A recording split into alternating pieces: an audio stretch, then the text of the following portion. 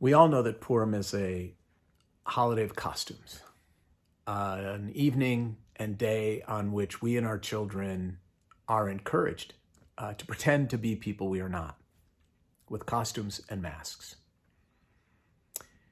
But if we're really honest with ourselves, there are many days, most days, maybe even every day, when we all walk out into the world wearing some kind of a mask. Now, sometimes that's appropriate. We don't always want to share our inner feelings and emotions with the world. That's not always an appropriate way to be in the world. But sometimes pretending we are someone or something we are not is a really terrible and destructive way to live. And in a Jewish sense, perhaps the most saddening of all behaviors. I want to take you back now to an event that most of you watching this video were not at.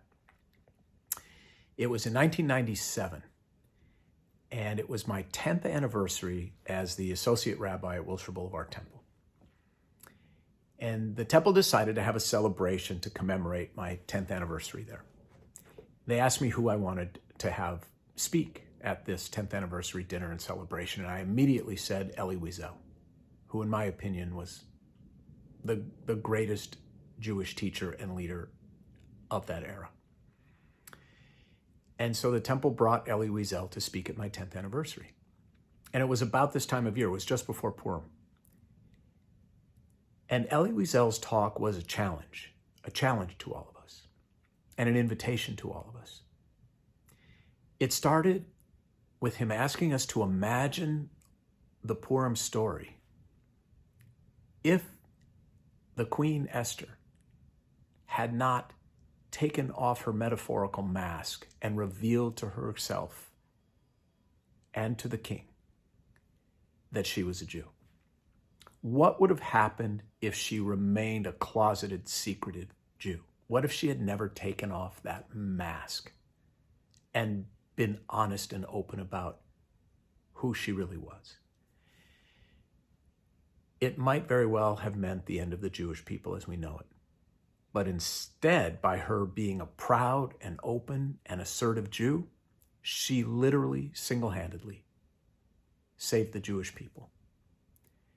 And then Wiesel challenged us all to take off our masks and to be open, proud, assertive Jews who lead assertive Jewish lives in our homes, in our city, in our nation, and in the world. So this Purim, I'm going to remember that evening. I'm going to remember Elie Wiesel's challenge. And I hope we all do. I hope we all go into the future proud Jews. Jews who live proud, openly Jewish lives. Jews who are assertive about our beliefs in the world. Because that will make the world a more beautiful and more loving place.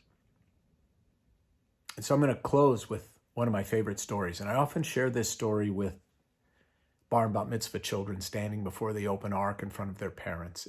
It's one of my favorite stories about being true to who you really are. It's a story about a rabbi with a funny sounding name. His name was Zusia. Zusia was a very famous rabbi, had many disciples. And the story takes place when Zusia is on his deathbed. And he begins to weep. And one of his disciples says, "Zusia, why are you weeping? Surely, of all the great teachers, you are going to merit a place, a sacred and holy place in the world to come." And Zusia said, "I am weeping because now that I'm dying and will soon stand before the heavenly tribunal, I realize they are not going to ask me, Zusia, why were you not as wise as Abraham? And I'm weeping now because I realize they are not going to ask me, Zusia, why were you not as great as Moses?